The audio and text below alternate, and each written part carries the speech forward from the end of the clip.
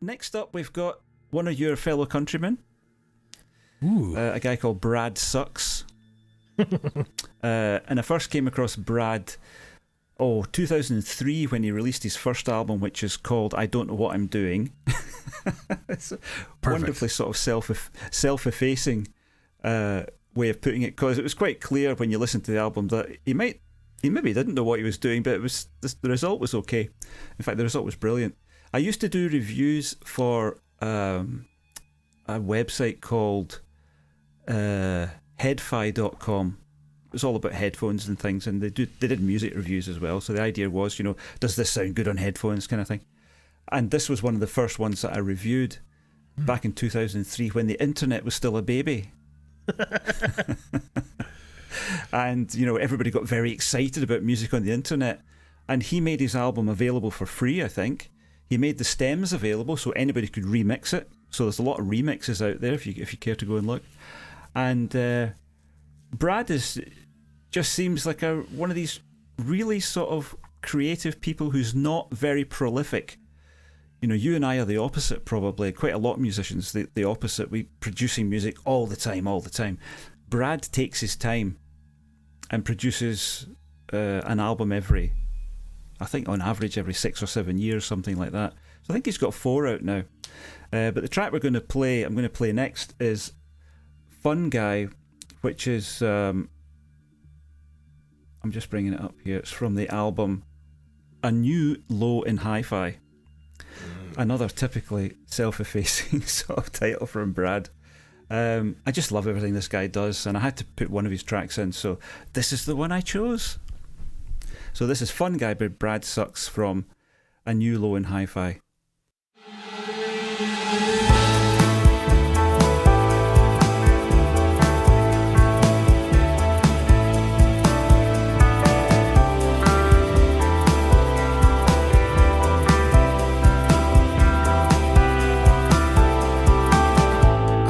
Feeling like I had some potential, maybe one day becoming a fun guy.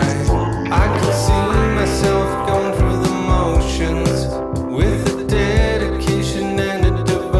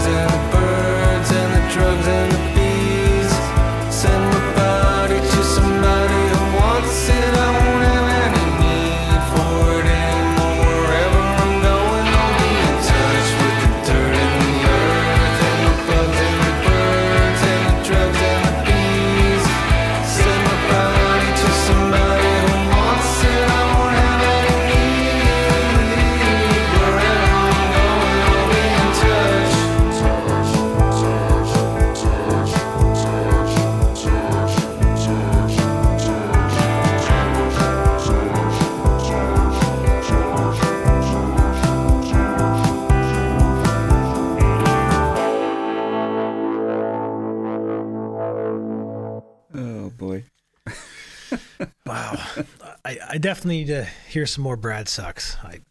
Big fan already. I don't know. I just a wonderful. Well, I love the fact he's Canadian. I love that. Just on principle, I guess. Patriotic or whatnot. But I love lo-fi pop. I'm a huge fan of the Flaming Lips. And King Gizzard. And psychedelic porn crumpets. These guys that know how to whip up these beautiful, lush sounds almost out of like amateur type of approaches. It seems like, and of course. The mushroom stuff just really speaks to me. I'm a big fan of psilocybin, huge fan of psilocybin. I think I could talk about psilocybin for the entire podcast. So it's and I like the way he approaches it in a way that because it's very interdimensional right off the bat. It doesn't come at you with a conventional sense. It's its own thing. Its own genre almost right off the bat, and it transforms in certain ways, and it follows musical, it's not so foreign that it's too strange to tap your toe to and feel like it's a normal song, but it's also got this lens of psychedelia you're looking at it through, and it feels like you're being lulled away into almost a psychedelic state if you let the music sort of wash into you. And I like the bridge. Those little punchy stereo fuzz guitar harmonies that were going on, and great tone. I love guitar tone, and his tone sounded original to me. So he took care to really make the guitar sound nice, and not like he was trying to chase anybody else's tone, as far as I could tell. And then it kind of went into that spacey. I almost interpreted it as an ego death experience. He's going there's that thing about psychedelics, where. I don't know, but what your experience is like, Perry, but my experience with psychedelics, mushrooms was the start for me, my very first psychedelic. And, the reason I ate mushrooms the first time was to get high. I wanted to catch a buzz and party, and I realized after about somewhere between 5 and 10 psychedelic experiences that's not what these things are about. You're not, you shouldn't party on psychedelics. It feels like a bit of a party, if you do it right. But, there's something much more introspective about it. And he mentions that, it's like this, did I fix myself or did I break my brain or something, or whatever it is he said, because you get there, because when it becomes a spiritual thing, you almost have to lie to yourself. You're going now I just get high for spiritual reasons, know, and it does have spiritual moments, but it's never completely spiritual. It's also recreational.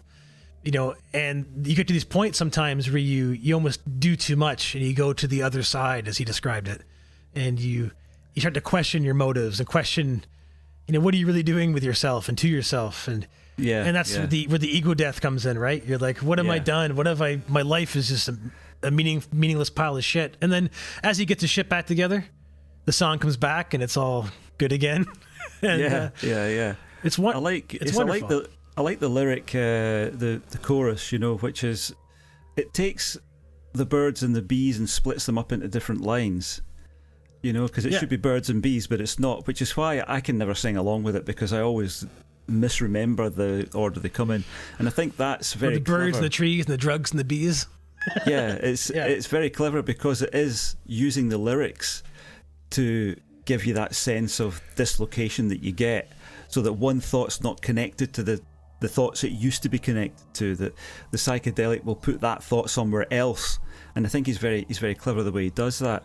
And also the fact that he's called this album a new low and hi-fi, when to me, in actual fact, it's one of the best hi-fi albums that I have, because he goes for this, and it may be something to do with the lo-fi aspects of his aesthetic, if you like, but there's a certain way of putting things together so that you end up with a non-saturated production, and it's quite difficult to achieve, and I don't always manage it.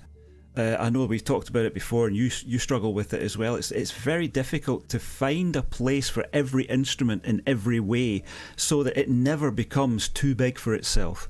And Brad is so good at that. All of his albums are like that. They're all, you can hear, I'm not saying you can hear every instrument all the time, but you never get that feeling that I would get from someone like the Foo Fighters, where there's just everything all the time. There's spaces in there for things to move, and yeah, I think he's really good at that. And when you combine that production technique with his lyrical chops, which are quite clever, and then the subject matter and the music, the way he plays it, I think he's onto something. In an alternative universe, perhaps he's number one in the hits parade, you know? Well, I could see that. Like, you know, he's probably too weird for the masses, but I think I'm planning on listening to a lot more Brad Sucks. You know? Yeah, it'll be fun. You'll enjoy that. I know I will.